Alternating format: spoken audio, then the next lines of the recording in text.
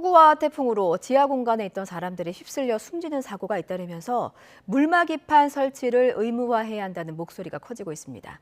다만 수천만 원에 달하는 설치 비용 문제와 함께 관리 책임이나 작동 기준 등을 꼼꼼하게 마련하지 않으면 실효성이 없을 것이란 지적도 나옵니다. 윤성훈 기자입니다.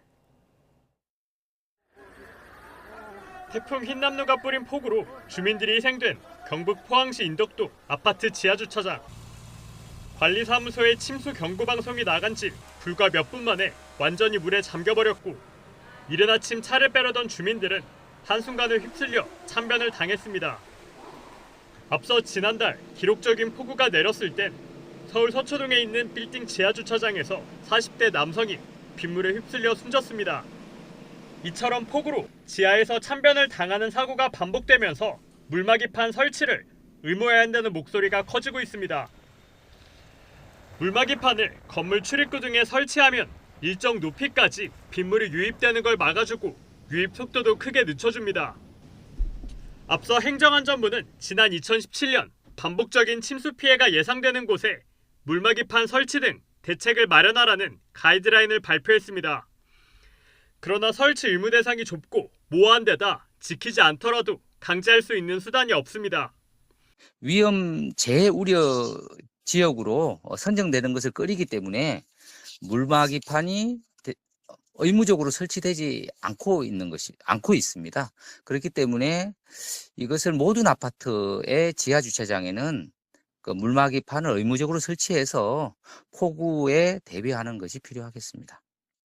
다만 물막이판 설치가 필요하더라도 의무 설치 대상을 마냥 늘리긴 쉽지 않습니다. 우선 적자는 설치 비용이 문제입니다.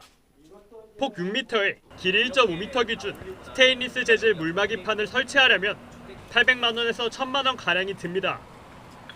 자동으로 작동되는 방식을 선택하면 가격은 4, 5천만 원으로 훌쩍 뜁니다. 정부나 지자체의 지원이 함께 이뤄져야 한다는 지적이 나오는 이유입니다. 물막이판 관리 주체와 작동 기준 등에 대한 명확한 지침도 마련돼야 합니다. 관리 책임이 누구에게 있는지, 강수량이 얼마나 될 때 작동시키는지 등을 구체적으로 정하지 않으면 정작 필요한 순간에 사용하지 못할 가능성이 크기 때문입니다. 특히 불상사가 생겼을 땐 사회적 약자인 경비원 등에게 책임을 지우게 될 우려도 제기됩니다. 단순히 차주판을 설치해라라는 문구 하나로 끝나는 게 아니라 평상시에는 설치하지 않고 있다가 비가 오는 때 혹은 또 이런 집중호우가 예상되는 때 어느 시점에 설치를 해야 되는지, 또 이런 설치를 하려면 누가 해야 되는지, 이런 부분들이 사실은 다 정리가 돼야 되는 상황인데, 이상기후로 인해 기록적인 폭우가 언제 어디서 발생할지 점점 가늠하기 어려운 상황. 폭우와 태풍으로 인한 참사가 겹치면서 물막이판의 중요성이 주목받고 있는 가운데 관련 규정부터 꼼꼼하게 정비해야 한다는 목소리에 힘이 실리고 있습니다. YTN 윤성훈입니다.